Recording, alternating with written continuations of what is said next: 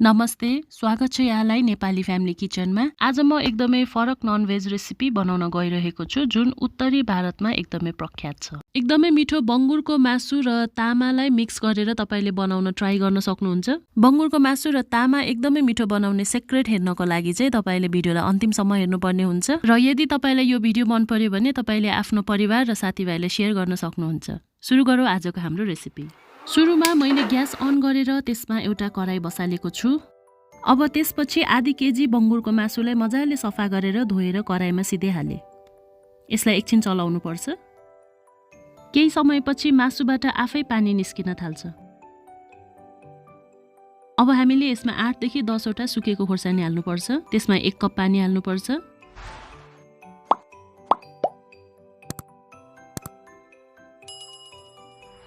आधी चम्ची बेसार, नुन चाहिँ हामीले करीलाई पुग्ने हिसाबले आफ्नो स्वाद अनुसार हाल्नुपर्छ।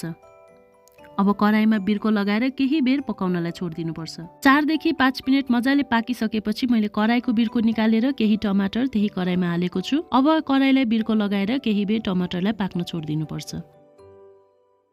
उता टमाटर कराईमा पाक्दै गर्दा मैले आधी कप जति तामा लिएको छु र यसलाई हातले यसरी बीचबाट मसिनो पार्दै छु।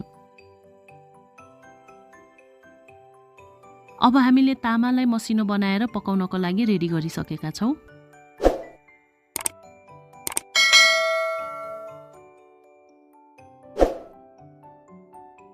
केही बेर पाकिसकेपछि अब कराईको बिर्को निकाल्नु पर्छ र पाकिसकेको टमाटर र सुकेको खोर्सानीलाई हामीले निकाल्नु पर्छ।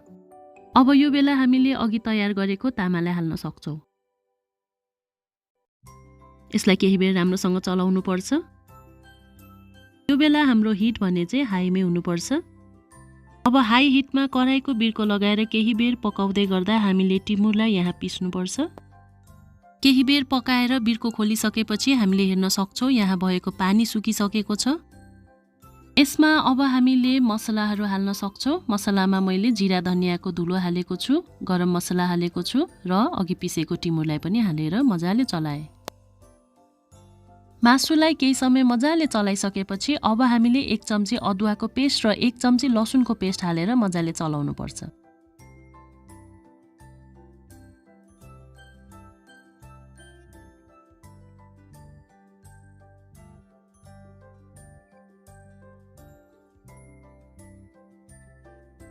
लो हिटमा मजाले चलाउँदै पकाउँदै गरिसकेपछि अब भने हामीले अघि नै उसिनेर राखेको टमाटर र खोर्सानीलाई पेस्ट बनाएका थियौं त्यसलाई हालेर मजाले चलाउनु पर्छ। यसलाई अब हामीले 1 कप जति पानी हालेर मजाले छोप्दै पकाउँदै गर्नुपर्छ।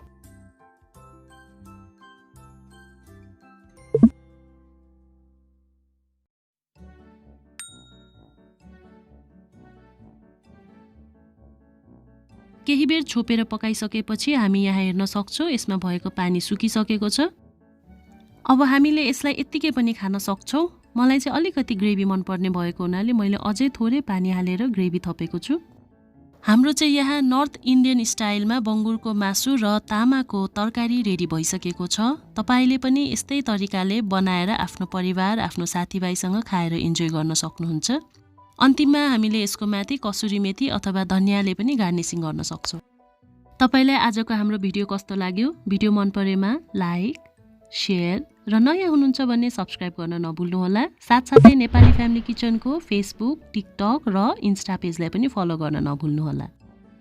भिडियोलाई अन्तिमसम्म हेर्नु भएको लागि धेरै धेरै धन्यवाद। यस्तै मिठो मिठो अनि छिटो छिटो रेसिपीको भिडियो लिएर म फेरि पनि आउने नै छु। तबसम्मको लागि बाइ बाइ।